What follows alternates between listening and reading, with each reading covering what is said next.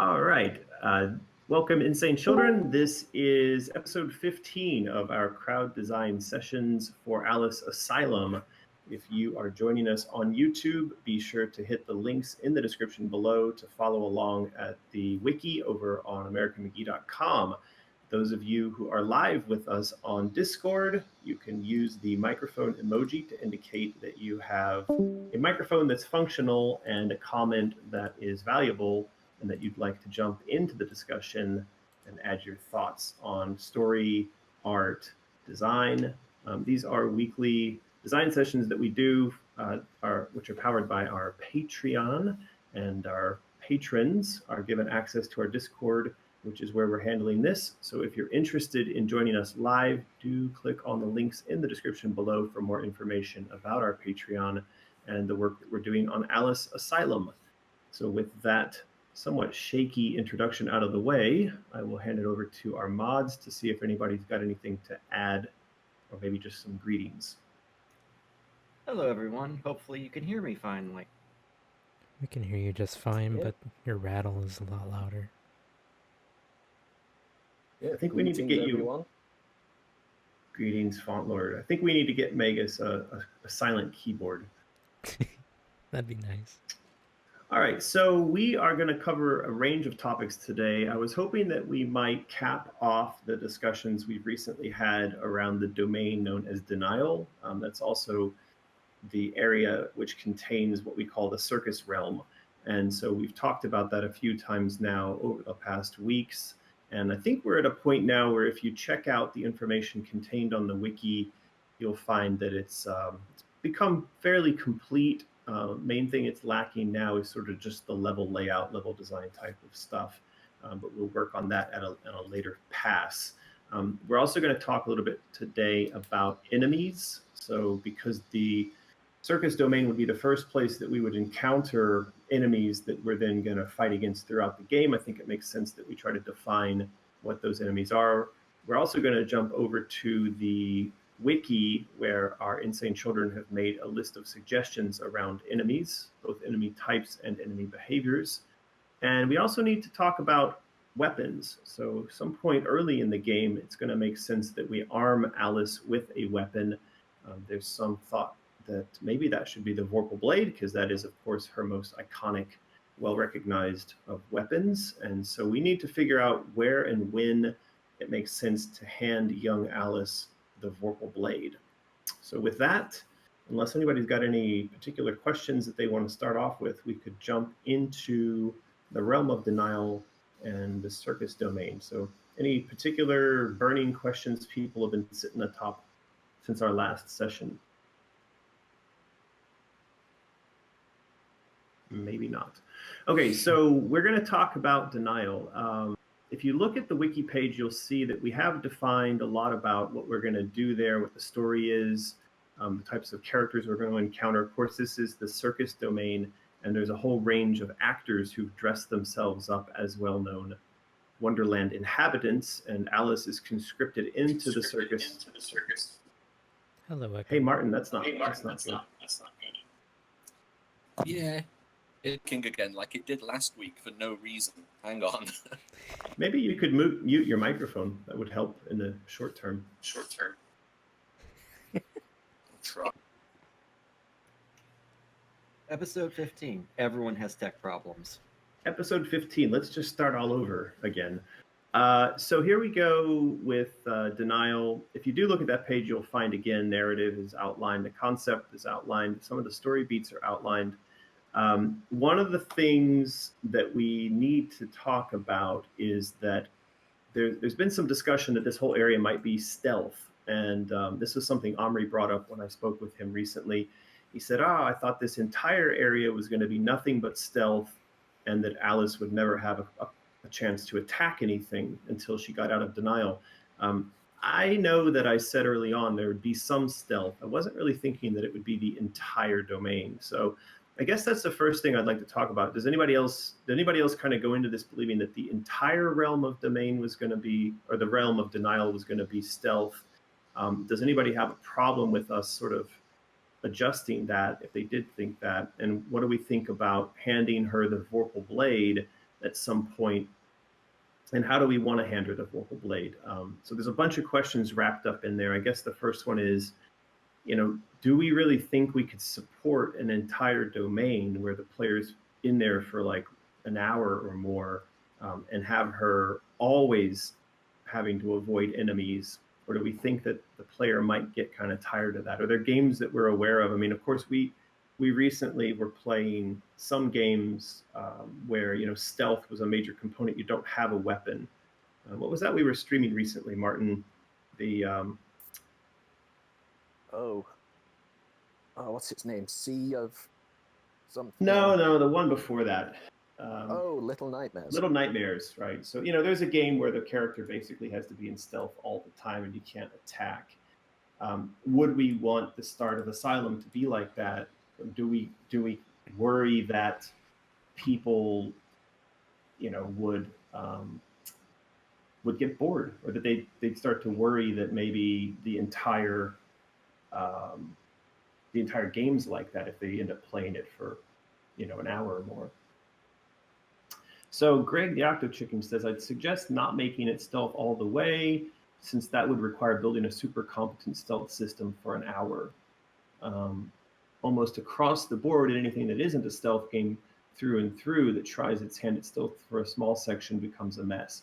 Yeah, that's a good point, and I think it's a point we've touched on before. Some of the parts of Alice Madness Returns that are a mess are that way because they were tacked on as a sort of afterthought. The sort of turning Alice into the doll head, rolling through the various sections of the dollhouse comes to mind. So I think that we're going to have stealth throughout the game, which means that it won't be tacked on as an afterthought. But that is a point well taken. If we're going to do it at all, we need to do it really well. Jim of the Mountain says, stealth makes sense as a starting mechanic, but we're not trying to make a horror stealth game. So yeah, taking 60 minutes all stealth may seem misleading. Yeah, that's my concern as well, is that it may feel quite misleading to the player to start up, and then an hour into the game you've still not killed anything, you've not picked up a weapon. So I think we need to think about this. Unless anybody is here saying, hey, we want an hour plus of stealth. I don't think anybody's saying that. No, thank you. I actually think that would the be thing good. that would be a good thing with that, though, is in the stealth section with her getting the Vorpal Blade. That's the transition there. That's correct. So Greg says, can someone time AMA and AMR with time to first kill timer? Well, I can tell you that in AMA, she picks up the Vorpal Blade within 100 feet of the entrance. The Cheshire Cat, gives it to her, and then she immediately kills a card guard, slices a card guard in half. And with AMR, I know there's that whole section in the Vale of Tears, like that green, beautiful space. I think it takes her a little bit longer. She gets to the Jabberwock corpse and picks up the Vorpal Blade. So for sure, there's this idea that the first weapon in the game is the Vorpal Blade, and I like that we stick with that. I don't think that that's a bad idea. The question then becomes, where in the realm of denial, in the circus domain, does it make sense for her to pick up the Vorpal Blade? Now, it might be somewhere really kind of green and beautiful. It could be that this greenhouse atrium thing has a section that we then later recognize to be what became the beautiful green sections in the later two games. Well, I guess in the last game. So Desert Phoenix says, what tab of the wiki are we on? We're actually not on a wiki tab just yet. We're just talking generally about the Vorpal Blade and about not having too much stealth. We then have Ice Killer says, I've come up with an item for stealth, which can go over another time. Okay. Seafoam says, maybe it's inside the circus. And Luca says, could the shrinking ability be used as a stealth mechanic, or does she not have that yet? I don't know that she's got or doesn't have the shrinking ability just yet. As far as what the stealth mechanic is, for sure we're going to do sort of the traditional, hiding and ducking behind things as a basic stealth mechanic. There may also be something having to do with the rabbit, so that using the plush rabbit as a distraction device, like she could chuck it somewhere and then it would pull enemies away. Seafoam has got the greenhouse idea and then is posting up the pictures of the various flowers as enemies. That would be the characters she'd have to sneak past. So Jim of the Mountain says perhaps the Vorpal blade is in a circus tent, and so somebody's been using it as a throwing knife.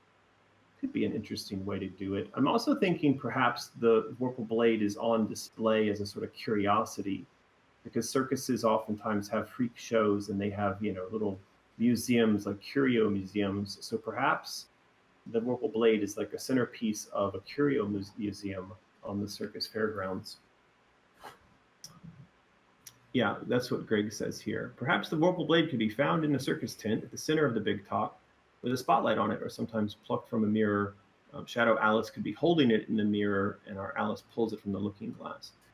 I do like very much that idea, that however we present the Vorpal blade, it's Shadow Alice who's the one who somehow, hands it to us or attracts our attention to it. What I just thought of is, think about the classic circus act of a girl on a wheel with knives being thrown. Imagine Alice gets in that situation, and then you see Shadow Alice being the person that throws the Vorpal blade as like the final piece de resistance, and she's able to catch it and starts the party basically. Yeah, it could be. I'm a little concerned about using the Vorpal blade as a throwing knife, because in my mind it's sort of like Thor's hammer, Excalibur, being plucked from the Lady of the Lake. I feel like the only one who should really be able to wield it would be Alice, and that anyone else who tries fails magnificent. So I could imagine that the circus has, you could do something along the lines of the blade in the stone, and there's a bunch of people going over there trying to pull it out, and then Alice walks up and manages to do it. Give it a bit more of a ceremony, or a bit more power than simply being used as a thing that people toss. Though I like that idea. It fits for the circus theme. I just don't know that it fits for the character or the nature of the Vorpal blade. I thought going with the theme of it being like the blade in the stone, and you were talking about the greenhouse. I don't know why this popped into my head, but what if it was sort of like set up like a sundial? The blade was in the stone, and that was what people were using to tell the time or something. They just didn't know what it was until Alice came along and pulled it out of the dial.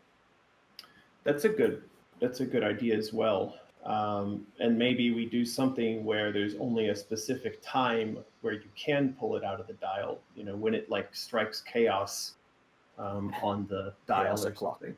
Exactly. Oh, look at the time. It's chaos o'clock. Yep. Well, then she could look at the camera and be like, time to kill. She won't do that. So I think that's a good one. Why don't we just kind of pencil in that it's in the greenhouse? It's like Martin says, it's jammed into something, no one else has been able to figure out what it is or how to remove it. And then she comes along and manages to get it out of there. And then from that point forward, she's able to slice and dice. And so enemies need to get out of her way. I like it. And again, this sundial. Yeah, I think that the linking of it with time is a cool idea. Anything we do to link it with time, or with a mirror, like a looking glass, or with a shadow. Now, obviously, because a sundial relies on a shadow in order to function, right? So it sort of contains the subliminal message that this thing, the sundial, needs both the light and the dark to function. And so from the very beginning, we are setting up that narrative beat that, hey, you may not like it, but the shadow is what tells the time here. So why don't we pencil that in, and maybe that can get adjusted. But I think there's a couple of little pieces there that work. So we'll see where it goes from there. So that gives us a Vorpal Blade in the realm of denial, and that then could play in somewhat to her exit from that realm. Our good friend Connor Carbon has showed up and he's asking, where are we in our conversation? Well, Connor, we just turned Alice into a skateboard trick simulation game, and we were talking about whether or not she should have a flamethrower or napalm bombs to fight her enemies. So welcome to the discussion. Skate 4, there you go. All right, so let's move on. The other conversation we needed to have was about what she would use that knife against. So that is a question of enemies. And I had mentioned, I think, in a recent post and maybe on last week's, the week before's crowd design, about, we need to come up with concepts for enemies. I don't know if anybody posted those concepts anywhere for what the ubiquitous enemies would be that we'd find throughout the game. Has anybody posted that type of stuff up yet? I saw a few suggestions? things. Is that contained anywhere? They should be in the wiki channel. The wiki questions and ideas. If I remember right, Greg and Seafoam, you two were the ones that were posting stuff. Is that under enemies or is that somewhere else? Yeah, that'd be under enemies. Yep. Okay. All right. Well, we can jump to that section. So we can take a look at enemies. But I did want to bring up and get feedback on one idea. And this was something that came up when I was speaking with Omri and Norm this week. And that would be as follows. We need an enemy or a class of enemies that you could equate to, say, the Ruin, which is ubiquitous. It's found throughout the adventure that Alice is on in this game. It's found through all the levels. But it also somehow manages to capture the unique stages that she's going through, the emotions.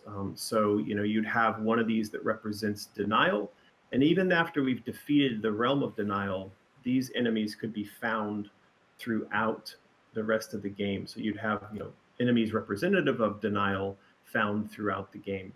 And by the way, these don't necessarily replace any of the other concepts we've come up with. You could imagine these as sort of a cannon fodder that are not unique to any level, except that the first time you would meet one of them, like the first time you'd meet the denial cannon fodder enemy would be in the denial stage, but then he could get pulled forward into anger, and then in anger you'd meet the anger cannon fodder.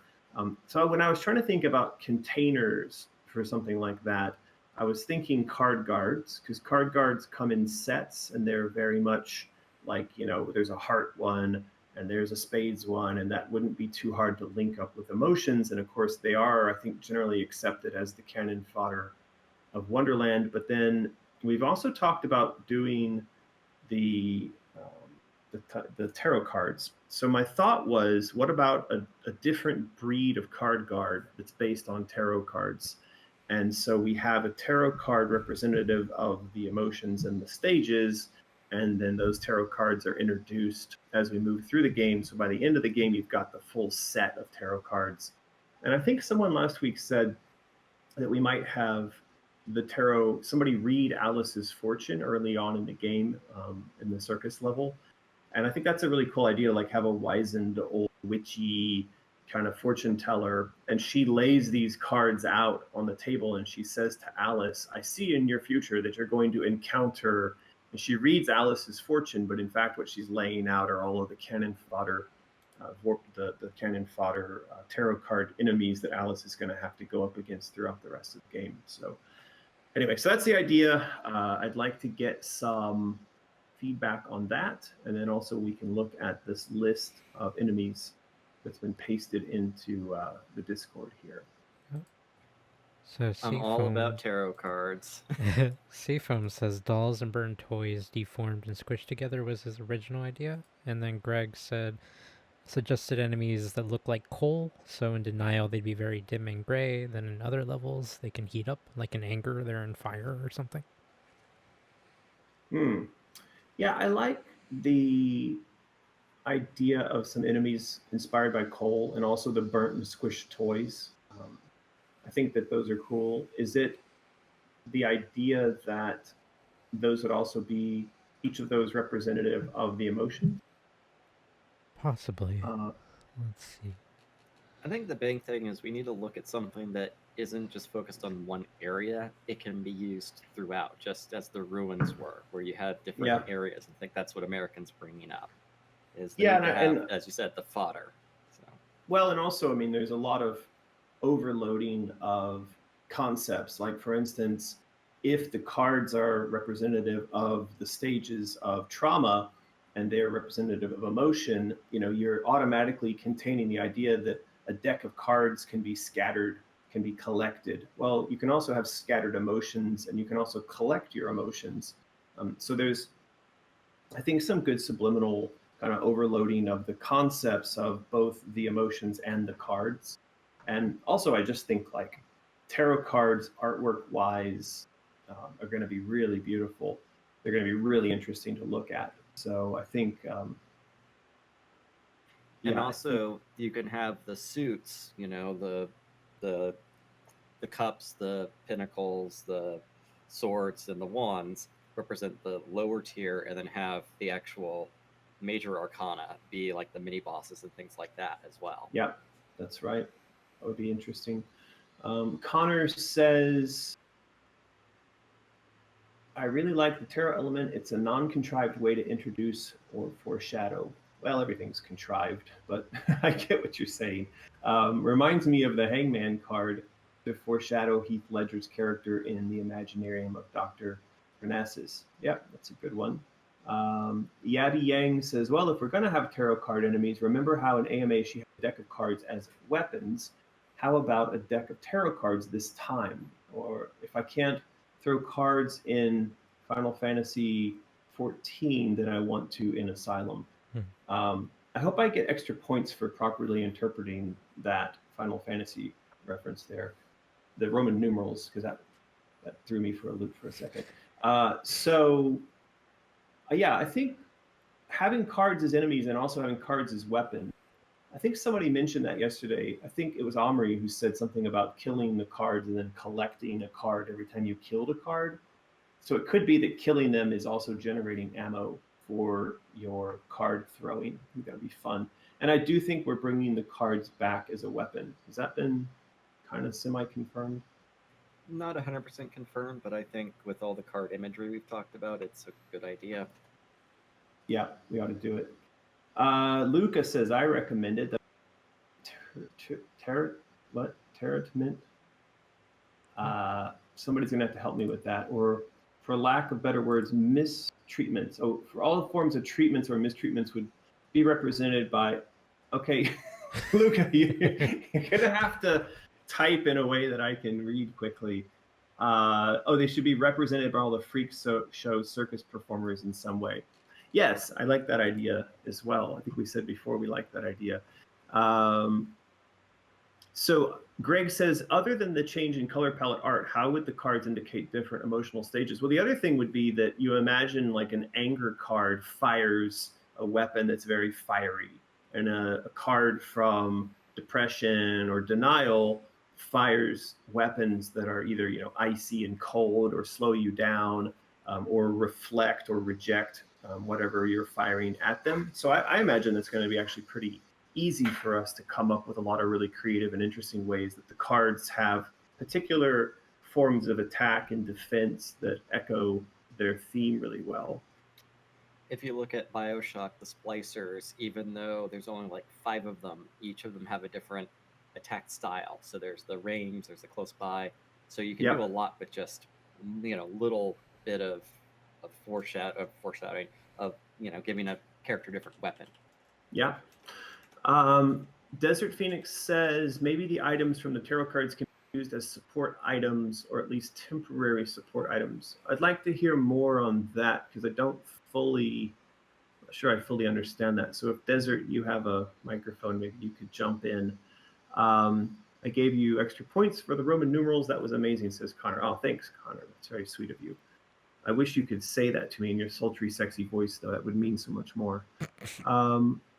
ZPam says each element represents an emotion in all actuality. So like water is grief, fire, anger. Yes, and that's exactly right. If you go and you look at the spreadsheet I did that kind of cross-references elements to emotions to planets, that's all in there already.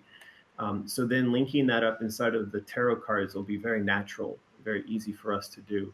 The other thing is, if we make the tarot cards, a critical element like this, then imagine when we make the physical collector set of the tarot cards. Those could be really amazing as well.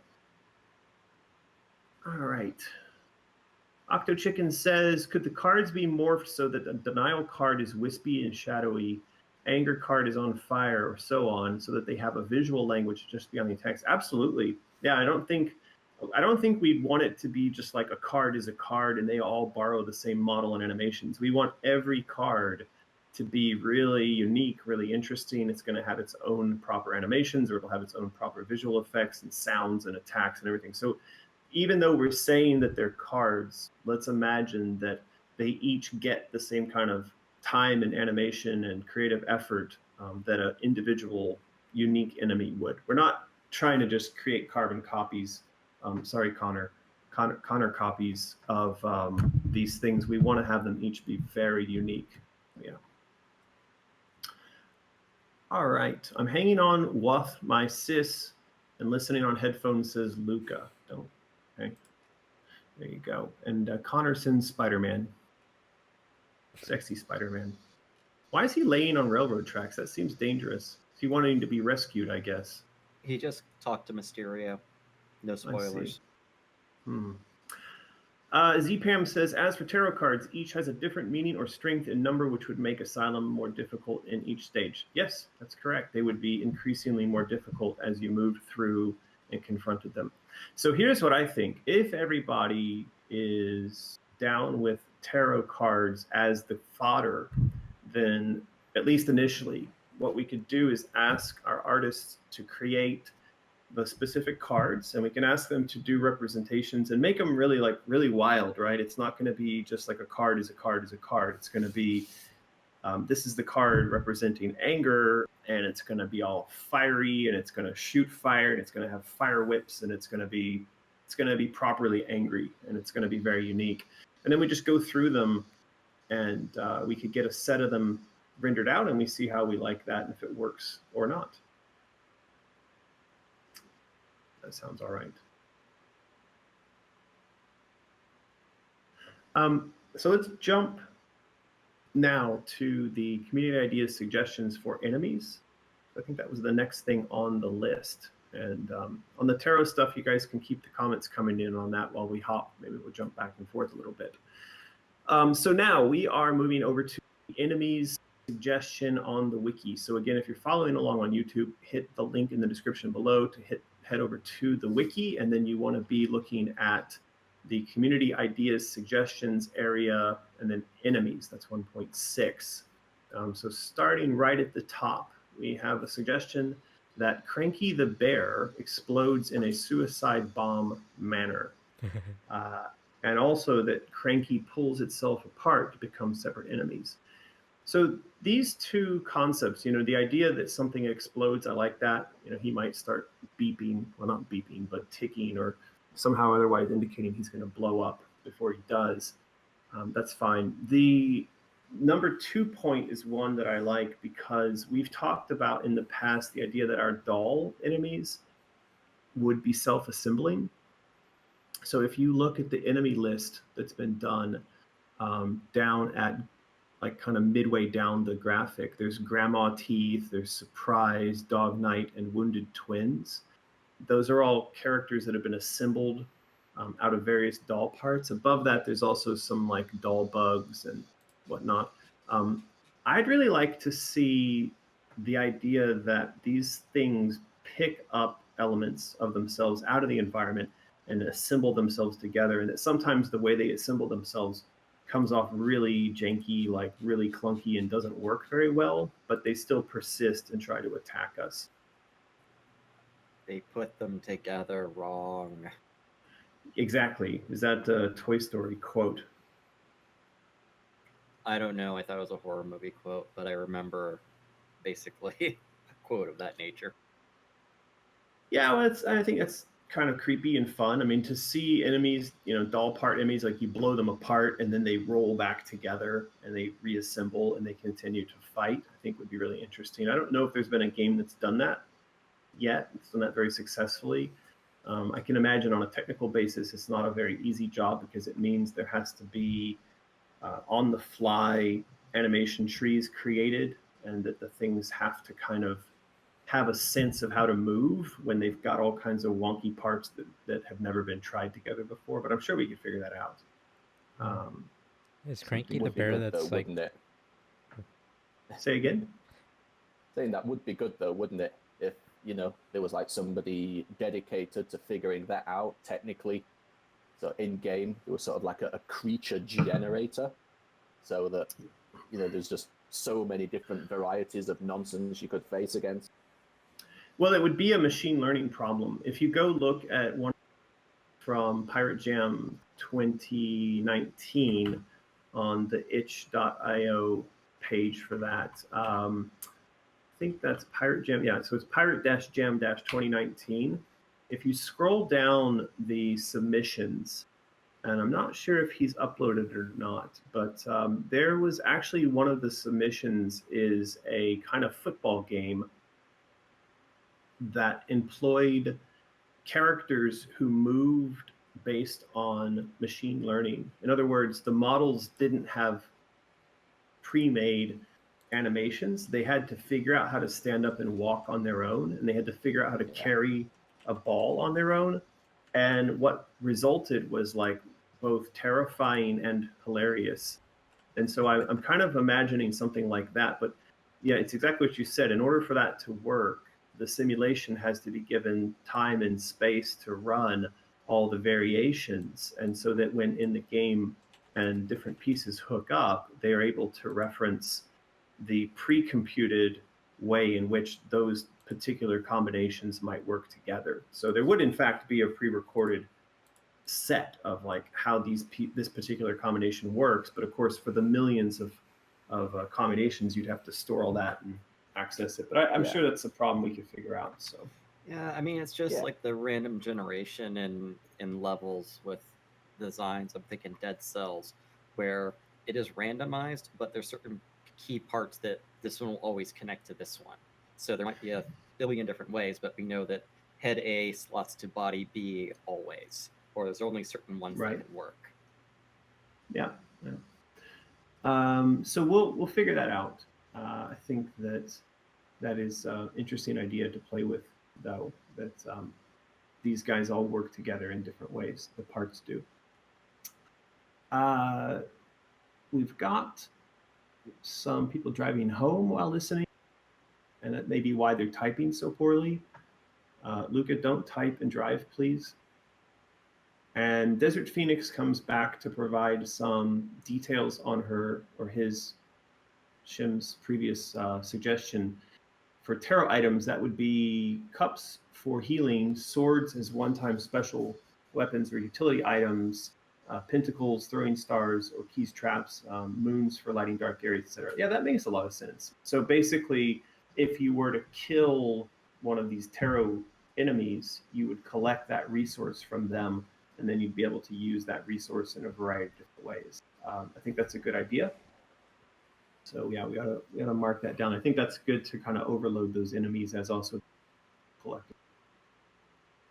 So we've got Greg saying defeating the elite arcana should draw them into a deck or something that pulls them from the world. That'll answer the inevitable, how come the tarot cards don't show up in AMA? Yeah, that's a really good point. We do need to answer the question of why at the end of Asylum, the tarot cards as enemies are gone. And so I think that Greg's hit on one idea there, that we collect them all, and then by collecting them all, we can get rid of them all. That's a good idea. At the bottom, and also, that's he wrote that's about going to be. What's that? Just Greg's other idea about Cranky. Go ahead, though. Okay. Yeah, what Greg said there, though, about collecting all the cards, that needs to be a story through line for the entire game. Like, from the beginning, when we first encounter these guys, it's going to have to be, collect your emotions, and then so as she collects them, the banishment of the tarot from this world is what is going to free her from bothering with them in the future. Connor says, I remember seeing toys crawling down a hallway on their own in one of the canceled Silent Hills trailers. And I agree that it's a terrifying, awesome mechanic for creepy juvenile themed horror. Yeah, for sure. All right. We've also got Connor posting in a video link to that, which we won't click on right now. And Greg's saying the idea of an enemy ripping himself in two, and then I guess those guys could have a kind of strategy for how the two of them attack Alice differently than the one of them would. Is more interesting and unique than a generic suicide bombing enemy. Yep, I like that a lot. Oh, hey, Desert Phoenix. Desert Phoenix is Ray Weatherford. Hey, Ray. Very good to have you here today. Go ahead, Font Lord. Sorry about that. I was just going to say, yeah, Cranky sort of like as a final last gasp thing instead of blowing up would look a little creepier and a little cooler if like the doll part and the bear part just ripped apart from each other. So you'd have like, you can see like the doll leg would come out of the hole with the rest of the doll to the side, and then it's like two attacks coming at the same time. I think that makes more sense than a suicide bear. Cool. Yeah, I like that idea. All right, so moving on to point 4 in the enemy suggestion list, we have Alice must fight the other inmates in the circus. This is an interesting point that I don't know we have an answer to just yet. I was thinking that, and I don't know if we mentioned this before, but maybe hiding under the costumes of all these other circus actors are horribly burnt and disfigured. I think we did, because I remember saying that they were sort of bacon people. So I don't know that we want to fight them, because I feel like they're probably prisoners just as much as we are. But that's something we can try to figure out. My sense was that they were not to be fought and defeated because they're sort of not real. I could imagine that like towards the end of the destruction of the illusion, they would just sort of puff into bacon smoke and to never be seen again. But I guess we could figure that out. Well, if they were supposed to be the other inmates, they wouldn't want to fight. They would be too terrified after this whole fiasco goes down anyway. So they would, Yeah, exactly. I just never sort of envisioned them as enemies. I don't know that they have to be representations of other asylum inmates, but I think that having them become direct enemies, maybe they would, because I guess denial would want to fight against its own destruction. Like, denial wants to stop you from moving on to the next stage. So perhaps they can be fought, though I would resist having it where we fight all of them. I would say perhaps just from a budget and like reuse perspective, we might fight only a small subsection of them, because otherwise we're going to do all this work to fight enemies who we only fight once and we never see again. So that's something to think about.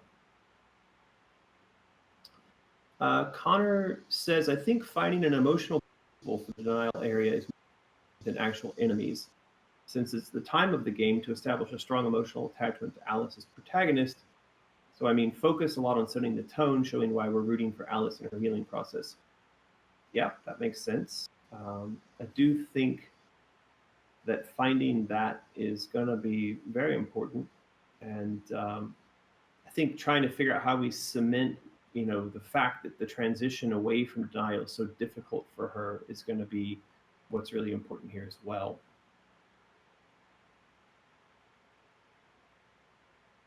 All right, Octo Chicken Greg says representation of other asylum inmates is tough.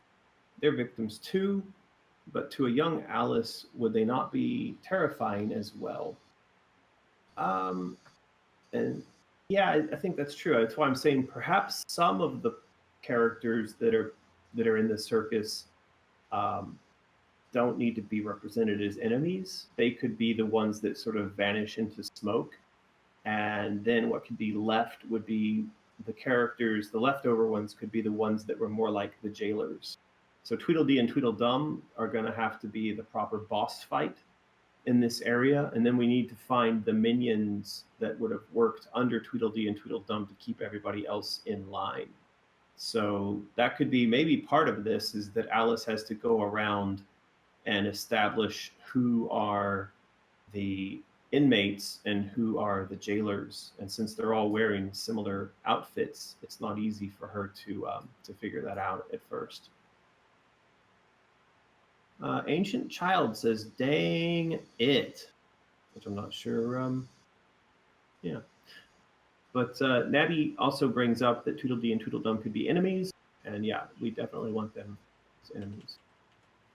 Greg says, "Perhaps not even enemies we fight, but she could go through the freak show and see other inmates as the people on the show and be scared by them, but actually fight them." Yep, I like that one too. We've mentioned that before, that maybe some of the other inmates are also freak show characters.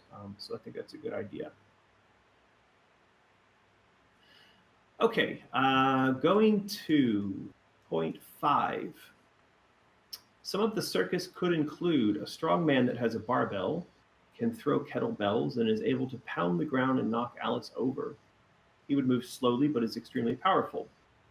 A Siamese twin enemy that can separate and grab Alice, squeezing her like an Iron Maiden. A slapstick clown that spray acting from their pocket flowers instead of water. Maybe acid, not acting. I mean, you could spray some acting. That you could. There's cans of it you can buy and just spray it around. Grand Marshal enemy that can parade other enemies towards Alice and has a loud whistle that can do damage if Alice is within range. Well, so I think what's emerging here, and this could be workable, it kind of goes back to what I was saying. Maybe 90% of the actors in this circus are like Alice, in that they are inmates. They are being held there against their will, and that she does something that releases them, which leaves behind only the ones who are in charge, or they're working directly for Tweedledee and Tweedledum. So, for instance, the strong man, the Siamese twins, the clowns, the Grand Marshal. And if we have a list like that, that works, and that gives us the kind of major enemies that, now that we've cleared out the inmates, we need to go back and fight these guys in order to get to the exit and escape from this zone. So I think that makes a lot of sense.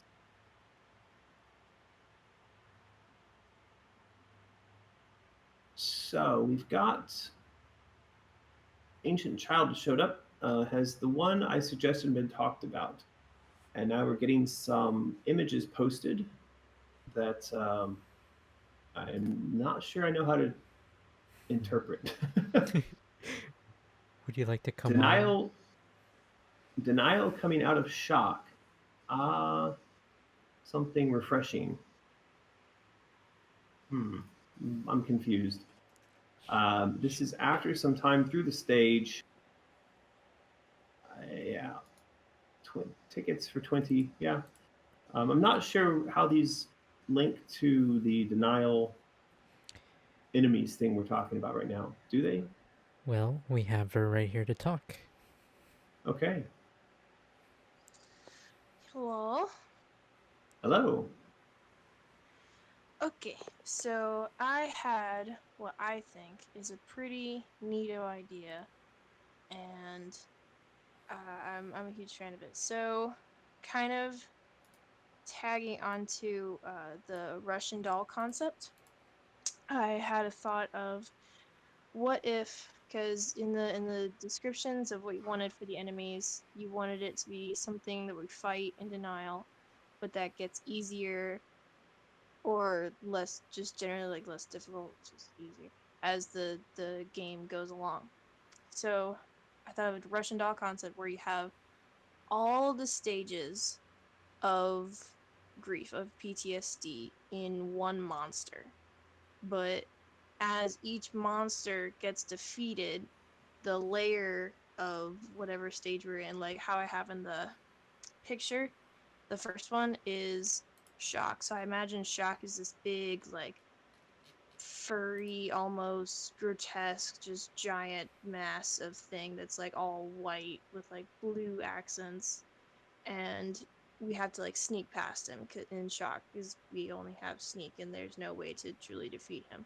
So then Denial comes and she pops out as this like pretty lady that's just like, ah, yes, it's so nice to shed that old skin. And then, but you never see her legs. And as the stage goes along, like she starts like scratching at herself and bits of her like fall off. And then at the end, when we finally battle her, like her true self emerges. And I imagine like the goo and ick of like ruin, but could be other things. But then as you would defeat her, some anger would start showing through, and then as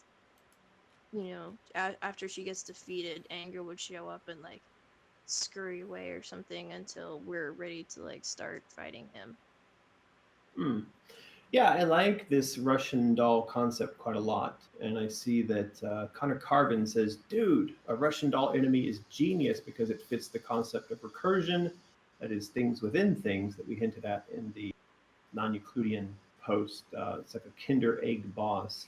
Yeah, so I think that's actually a pretty cool idea to have the series of bosses, you know, convey like multiple layers, and then those layers are stripped away as we move through the various realms inside the game.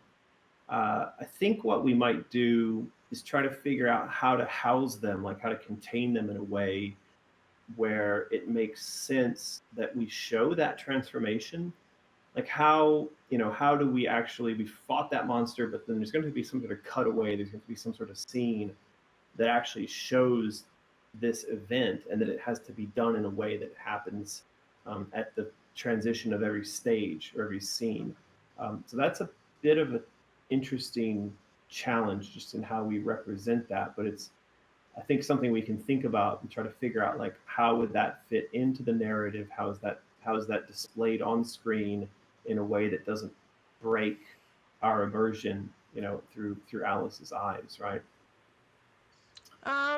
Potentially that could happen through the stripping away of, because as you go through each stage personally, connecting it to Alice's real world happening, there's an internal shift that happens, and then there's an external shift that reflects that. So in some way we could perhaps do the cutaway to her reality and what's going on there, and then have that peeling away of that layer metaphorically become literal in the Wonderland world.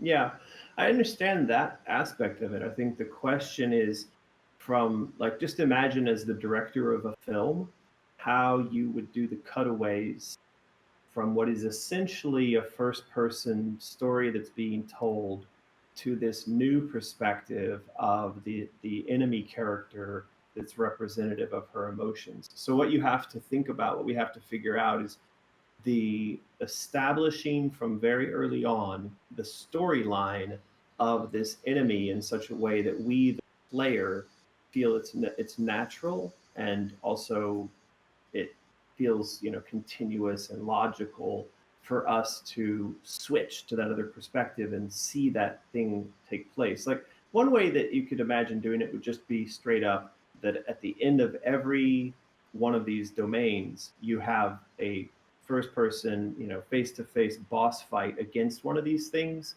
and that the act of defeating it causes it to strip away. Of course, you have to take the weapons out of the player's hand. You have to have the camera locked onto this. You have to have Alice witness the stripping away of the outer skin, and then whatever it is that's like left over has to scurry off into the next zone before Alice has a chance to fight with whatever emerges. Right. So that's just a technical thing we'd have to think about figuring out if you do it in this very literal way of like the next emotion we're gonna face emerges from the one we just defeated. Does that make sense? Yeah, totally. Yeah. So what I would suggest is we think about it from the putting it on screen perspective. Like, how do we put that on screen in a way that makes sense? and doesn't feel, because a lot of times what could happen is it feels cheesy. Like there's this funny side story we're following along of an enemy that's transforming through the stages, and we as the viewer will feel like our perspective has been jerked away from the main story to witness the story of this enemy as it goes through its transformations. It's a very good idea.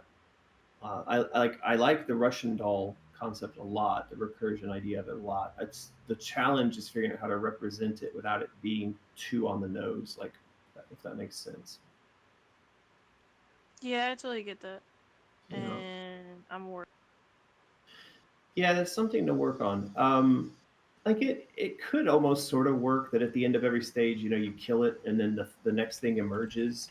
But I feel like if you did that for every single stage in the game, the audience will just come to expect that that's what's going to happen, and it won't be a twist, and it won't be sort of different anymore. Though I mean, we'd have the same problem right now with, say, the tarot cards as these enemies. I think you missed that part of the conversation early in the stream where we talked about having the tarot cards represent this. I did. And All right. Don't be late next time. I'll do my best. Thank you. Yeah. Yeah, no worries. Those are good concept there.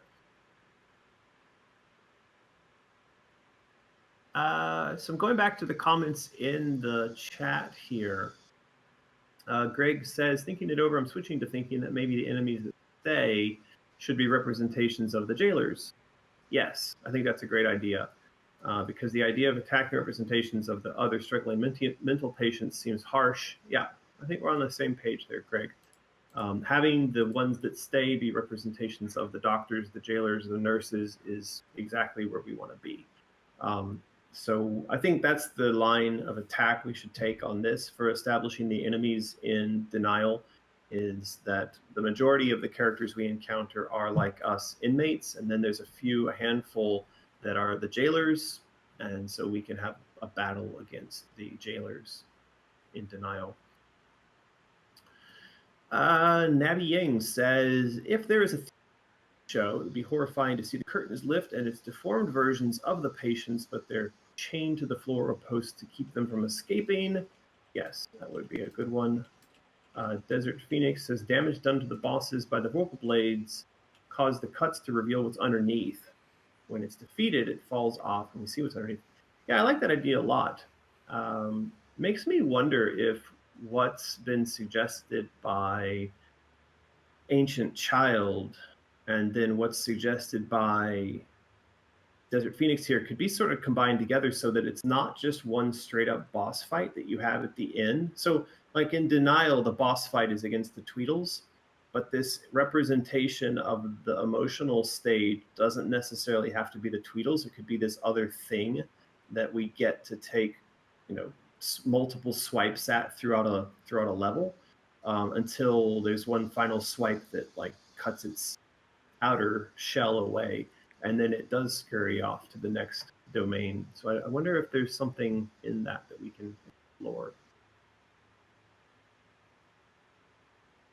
Connor Carbon says, in terms of layering, final reality, like reality inside grief, inside bargaining, so that during the final boss, when you're peeled the onion to the core, the vocal cuts are starting to let the real world of the asylum leak into the Alice world.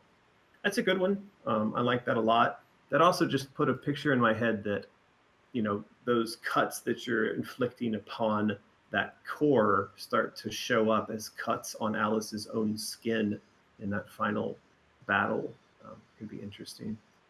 Octo Chicken says, perhaps that'd be too many story tracks. Tarot enemies, Russian doll enemies, Shadow Alice rebuilding. Yes, we are building out a lot of different threads right now, but that's okay.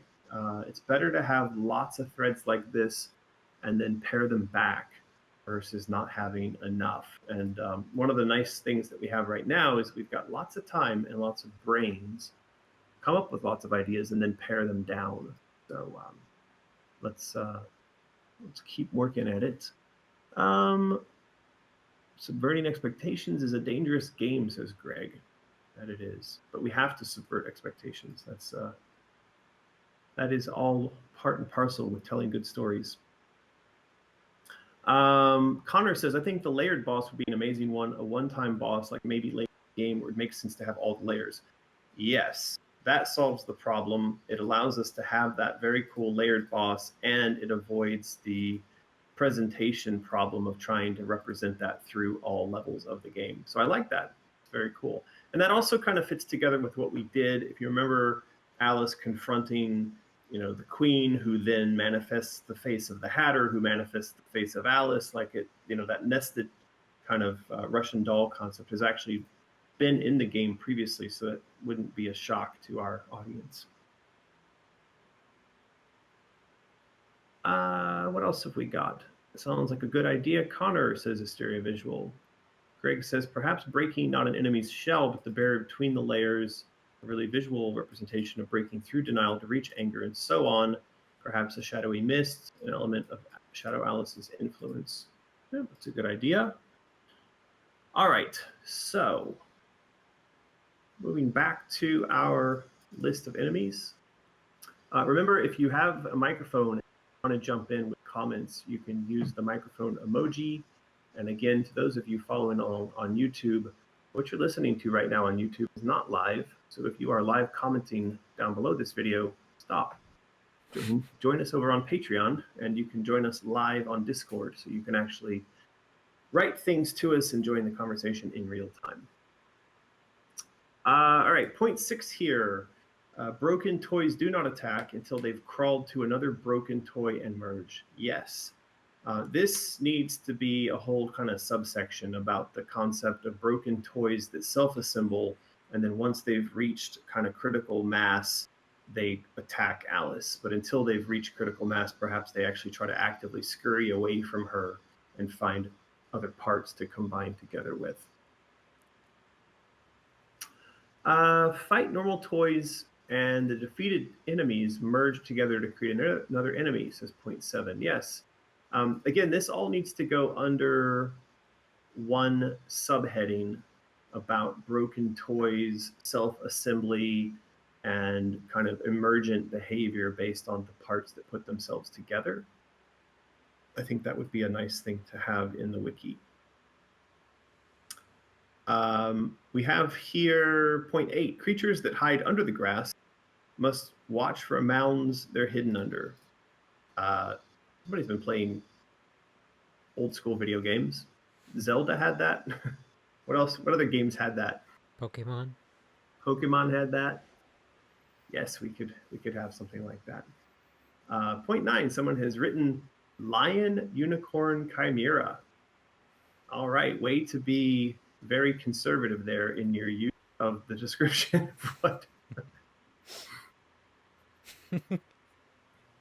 Connor. We have Connor. He would like to get on board. Let's hear from Connor. Oh, is it on? Yep. Good volume. Okay.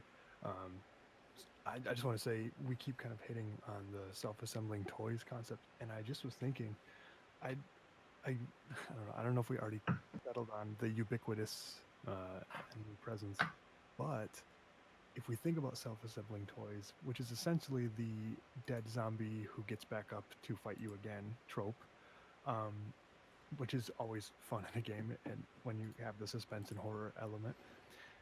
If we think about self-assembling toys and how they can be made of many different things, I think that has a lot of versatility in terms of, say you have multiple enemies, like I'm thinking of in Madness Returns, where you have the bolt flies that keep attacking you while you're worrying about the ruin. Say you had kind of that multi-enemy scenario going, and they both of these two enemies broke into little fragments, and then they kind of amalgamated into each other and became some weird hybrid rebirth enemy that was like, you're like, wow, I just defeated two enemies, and now they've turned into some even more freaky enemy that's coming back.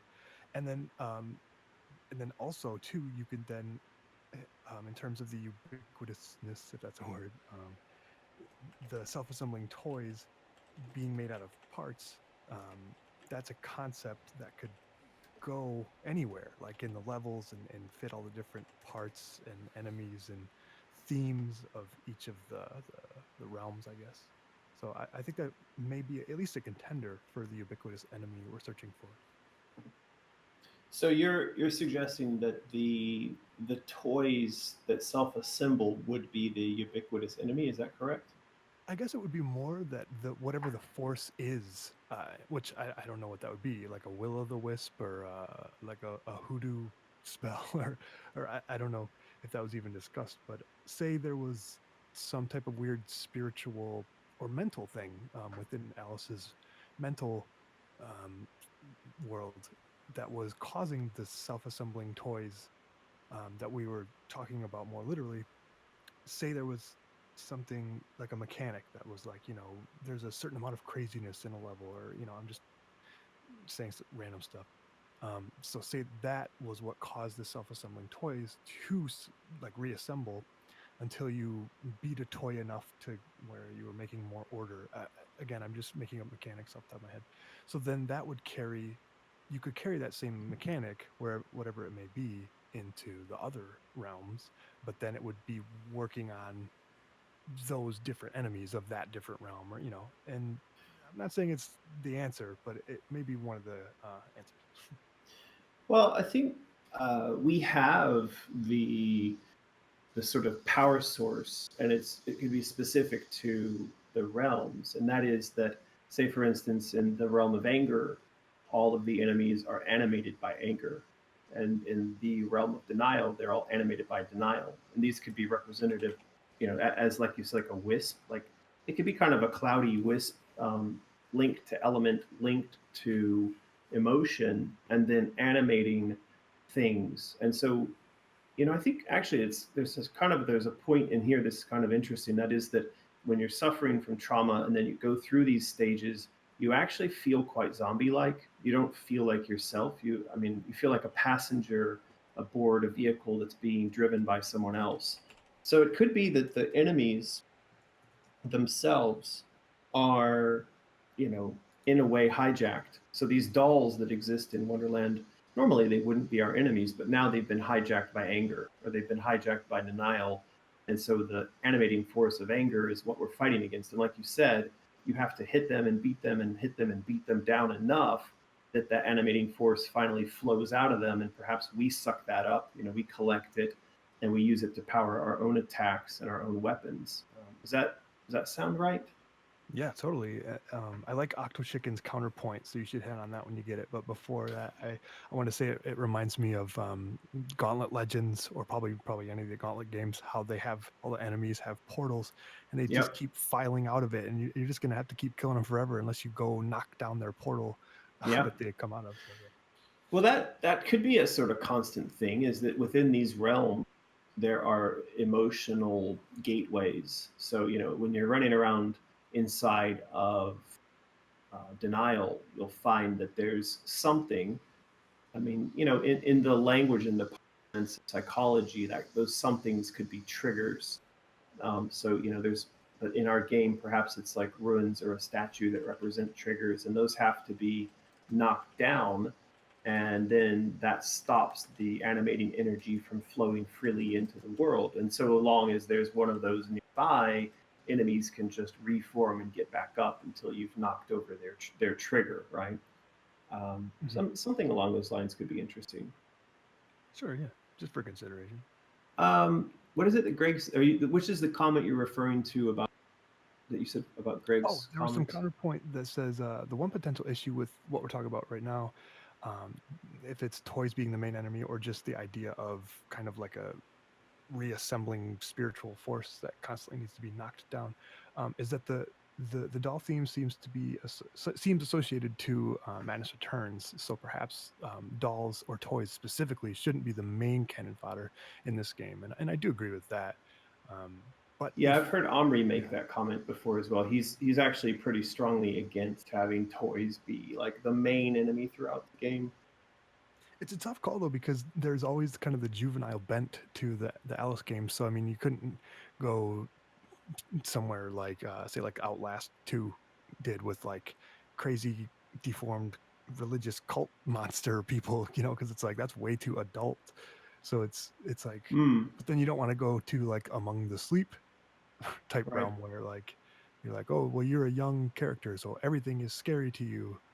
So Right. I like the toy concept, but yeah, I I do really feel like like toys as enemies. I found the toys as enemies in AMR to be really satisfying, more so than say like the ruin, because I felt the ruin was not as interesting when you killed it. You know, you didn't really identify with like the same way if you whacked a baby doll enemy and its head flew off, there was a kind of automatic humor in that.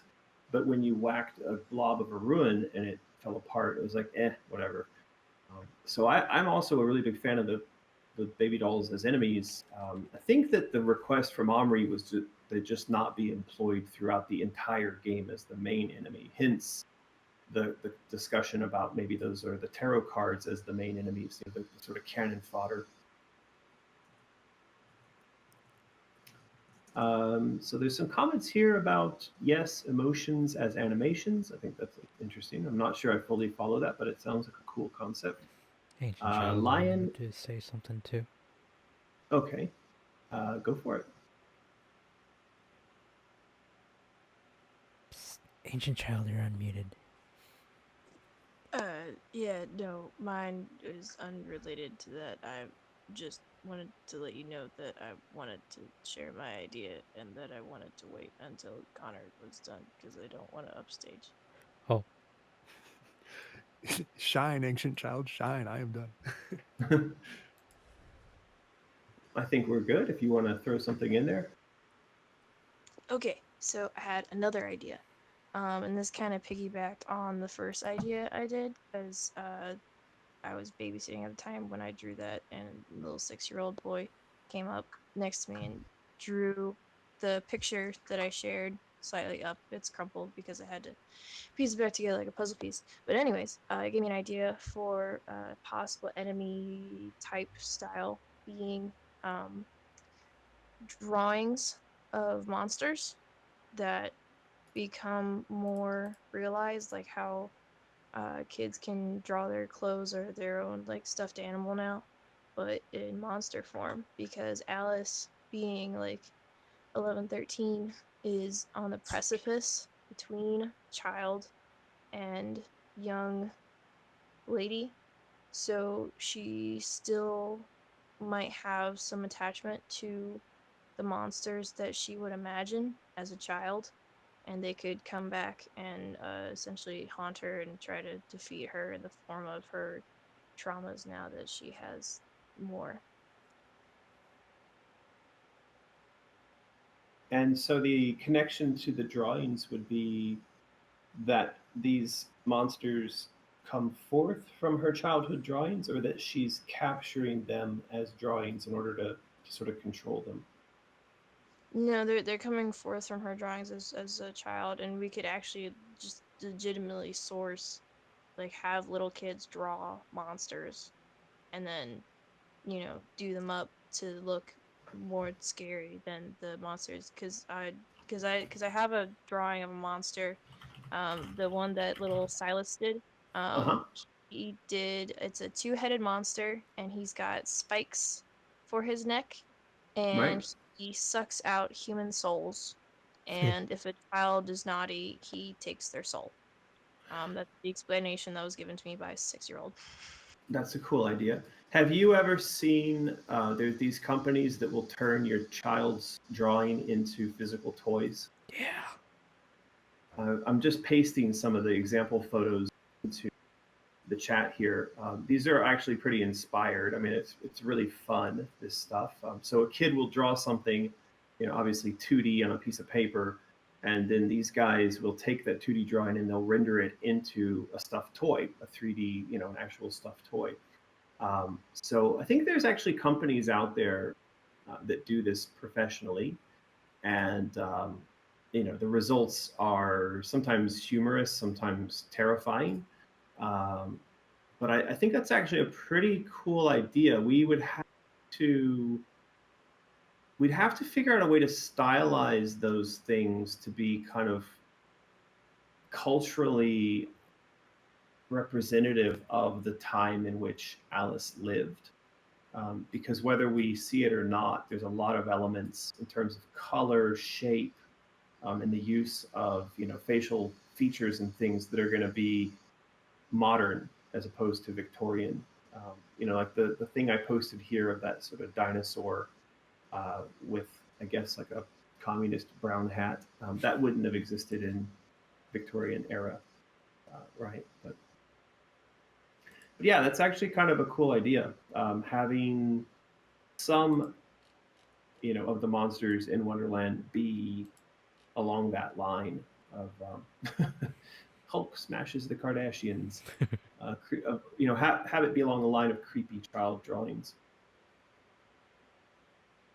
But we do have to keep in mind that, in terms of fan service, there are a lot of characters, Wonderland characters, people will want to see, and that for every sort of, these would be original characters, the childhood drawings into monsters. For every one of those that we create, we are creating possibly one less traditional Wonderland character.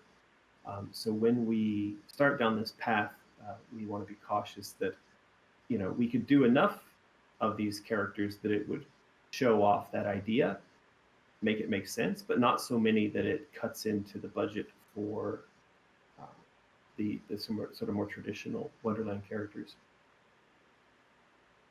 Someone, Alice on Elm Street, says, what if the drawings are classic Wonderland characters? Right, so a variation on this would be that Alice drew in her own hand these characters.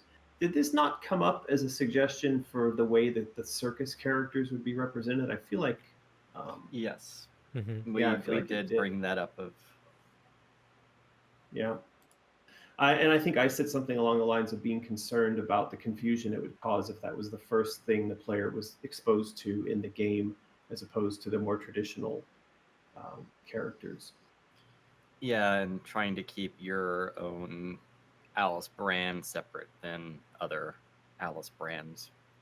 But by the way, I mean, we don't talk about. I think this is a fantastic idea. Just to be clear, my concern is just about how we fit it into this game, right? Because I mean, there's some of these drawings and some of these concepts that are just amazing of children's drawings that have been turned into actual physical 3D dolls and models. There's some really creative, cool stuff. So I mean, I could almost imagine that it would be better to do this as its own standalone game as opposed to having it be in the Alice game. But Yeah, no, mostly I was just throwing out another thread because my brain just always does the thing. So I just keep throwing them out, and you can use or not use as. it's good to have your brain do the thing. Very important thing to have your brain do. Okay, well, we'll add that to our stack of ideas. Again, I think that's a really cool idea. It's just a question of how do we fit that in, or where do we fit that in.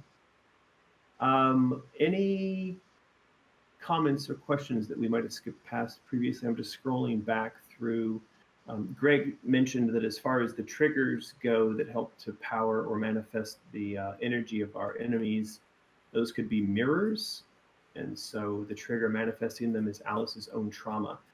That statement is absolutely correct. The impetus, the power for these enemies and for this whole experience would be Alice's own trauma. And so there'd have to be, some clear definition of what are those sources of the trauma.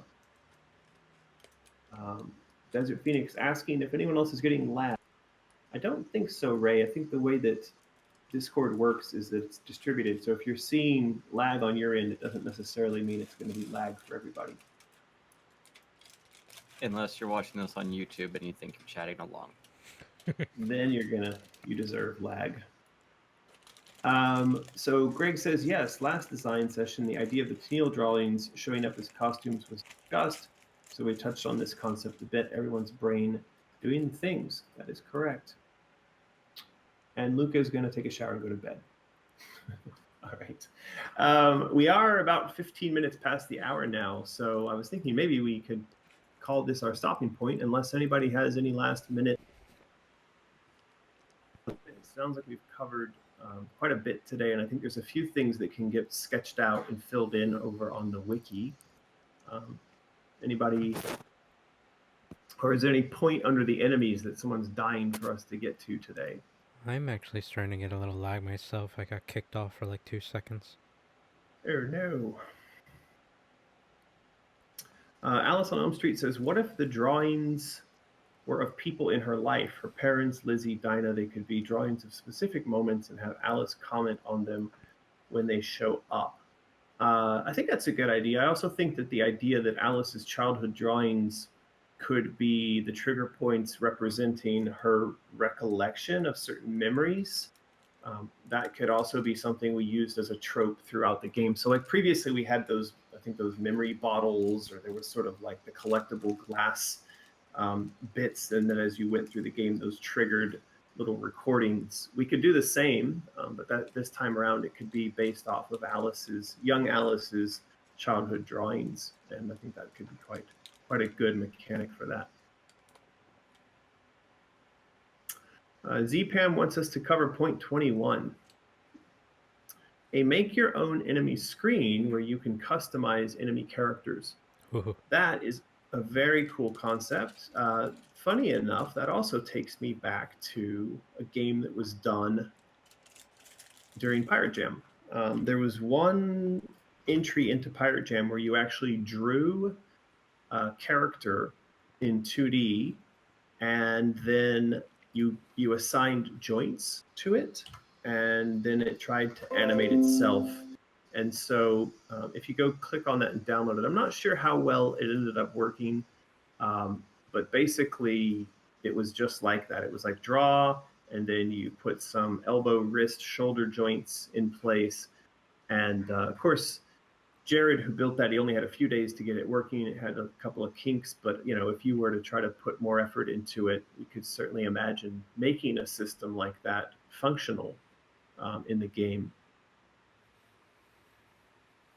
Could even be something where it connects into that self-assembling enemy concept that we previously had, in that Alice, if she's able to define a way in which those things assemble, then when they assemble in that fashion, they're on her side as opposed to on the enemy side.